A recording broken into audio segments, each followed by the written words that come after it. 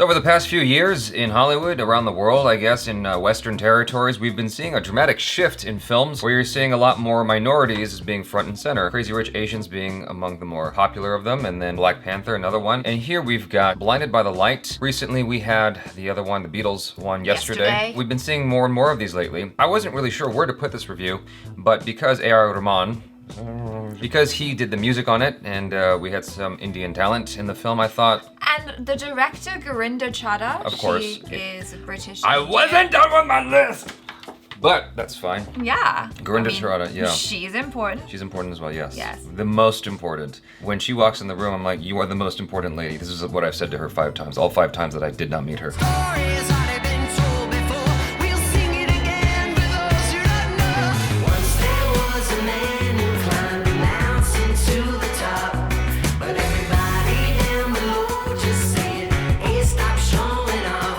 This is from IMDb in 1987. During the austere days of Thatcher's Britain, a teenager learns to live life, understand his family, and find his own voice through the music of Bruce Springsteen. What we've got here is a young Muslim boy who falls in love with a white artist, and obviously that becomes a weird thing for his family, particularly his dad. He is so profoundly touched because it speaks to him on some kind of deep, visceral level that is almost indescribable, and it completely changes his whole life and improves his life in a very dramatic way personally, but in terms of his family, it becomes a bit of a source of contention, but it brings out the best in him, I would say. Yeah, it's basically a coming of age story about an immigrant boy in an immigrant family. It's set against the backdrop of Margaret Thatcher's 1980s Britain, rife with unemployment, racism, and all of that stuff that he has to go through, plus trying to find his voice while still keeping to his family values, but finding where he can go outside of the lines and where he can grow and where he can do his own thing and live his life. I think that a lot of Asians in general who are living in Western areas can very much relate to the difficulties that our main character goes through in this movie. I mean, if you had an Asian mom, an Asian dad, or both, oh boy, and you're living in a Western territory, there's this like immediate conflict that comes into play because you've got your environmental influences when you're outside of your home, and then you've got your environmental influences inside your home. Those usually are at odds with each other, and I'm sure you even have Asian families experiencing this in Asian territories, like in India, for instance. I'm sure that you have some people who love certain things that are Western, and it's just not the most welcome thing in the house. I mean, I ran into this in a small way the other day when I was reviewing Baby, and I was talking about how it would have been interesting to see this ending where the wife leaves him instead. There's a lot of people saying the same exact thing, which is that wouldn't happen in India. And I was like, whoa, like, divorce is just not a thing over there. I mean, not the way it is here, where it's like left everywhere. You can't throw a stone without hitting someone who was, you know,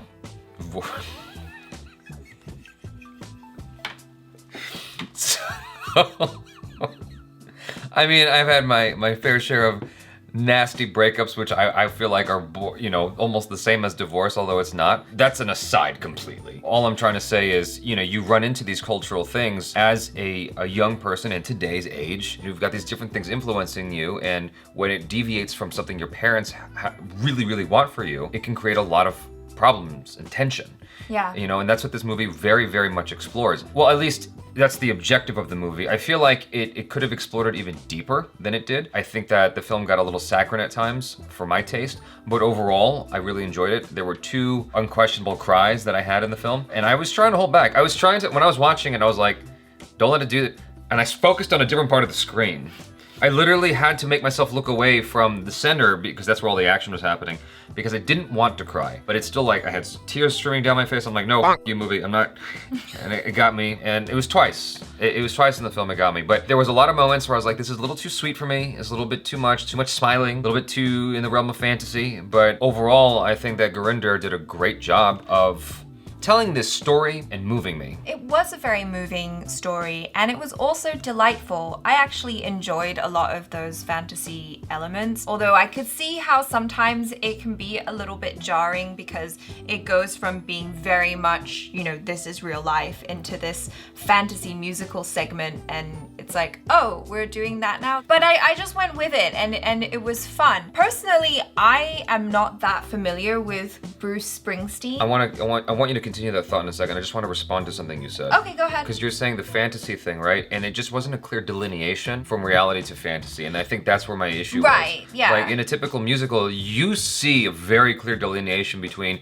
this is normal story and here's heightened musical situation. Right. But this film didn't do that. It felt like, no, all this is still, oh no, wait, and then you realize only 3 minutes in, no, this has been a fantasy thing. That's where I got thrown off. Anyway, you saying Bruce Springsteen, you weren't familiar with him. Yeah, I mean, I am familiar with who Bruce Springsteen is, and, you know, he's the boss and that, but personally, I didn't really listen to his music, so I wasn't as familiar with a lot of the songs and the lyrics, but it is really interesting to me that this whole story is based off of how one musician from New Jersey, America, can speak words that really speak to the heart of these, well, not just our lead, Javed, but also his friend Roops. You know, two immigrant South Asian boys living in Luton, not the nicest place, I'm sorry if you are from Luton, and having his words resonate with them because this human experience is universal. This movie was uplifting, emotional. I definitely cried at least twice, if not more. Well, off of the starting thought you had with this, I wasn't very, very familiar with Bruce Springsteen myself. It's not music that I was ever introduced to by my dad. It wasn't something that people mention. It's like you hear about the Beatles, you hear about Aerosmith, you hear about the Eagles, you hear about a whole litany of people. Bruce Springsteen is the last person that people have ever mentioned to me, ever. And so the first time I paid attention to Springsteen, not his music, but just the man himself, was because of Steve Jobs with his biography, the book that was written right after he passed away, or while he was, you know, on his way out, and then right after he passed away, this book came out. I read that book. He talks about Springsteen and how much Springsteen inspired him. There's a quote from the lyric "Times they are a changin'." That's something that like came up a couple times in the Steve Jobs book. That's the only like familiarity I have with Springsteen besides this movie. I can see why it wasn't as impactful as these other artists that I mentioned. I get the lyrics though. His lyrics do have meaning. They are deep, and I do appreciate that because I think one of the issues we have with pop music in general is a lack of depth in lyrics. I'd like to say that about today's music, but in general, that's just how it's been for a while. Sometimes people are just trying to rhyme shit, and it's not really about meaning. Whereas Right. Springsteen, it seemed like he was always trying to inject meaning into his lyrics, and I could see why that resonated with the main character, Javed. All that being said, his music didn't touch me the way it touched the main character.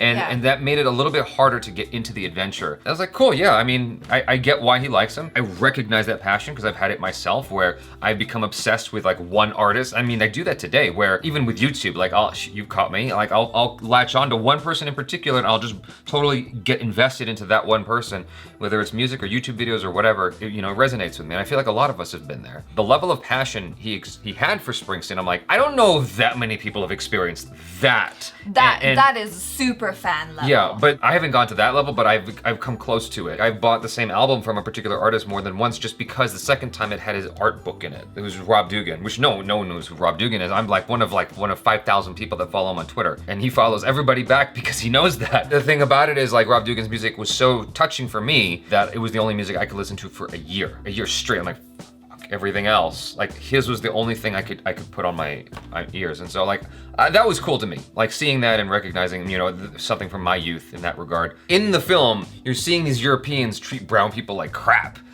Crap. It's about rising up above all the crap, and that's one of the things I really liked about this movie. It gets saccharine at times, but overall I like the message, and I like where it took me emotionally. And I thought that Vivek Kalra, who played Javed, did a wonderful job. I thought his acting was pretty nuanced, and I felt all the things that he was feeling. Did you have an issue with I did.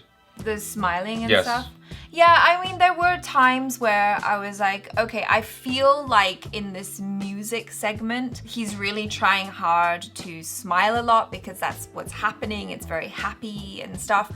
But not that. Okay. That's not what bothered me. Okay, well, that's the only time that I noticed that, but otherwise I thought that he was really lovely. Before I forget, all around, wonderful cast. I think everyone, for the most part, did a great job. There was one actress in particular that bugged me a little bit. I'm not gonna say who because I don't wanna like... Yeah. It may have just been me not liking her and because of other reasons, I don't know. But there was only one actress in the entire film that bugged me, but everyone else, like, for the most part, I thought this was a wonderful cast. So what bothered me was in certain areas of the movie, just regular dialogue. Javed was smiling a lot, like a lot. I'm like, what are you smiling for? Like, it was the beginning of the movie, for instance. He's meeting up with his best friend. I see my best friends, I'm like, hey, what's up, man? Pat, you know, dap, whatever. We're not smiling like as if we haven't seen each other in 20 years. He lives literally 2 houses from the guy. It's smiling to the point that it's like, it's saccharine. It's just like, what are you smiling at that level for?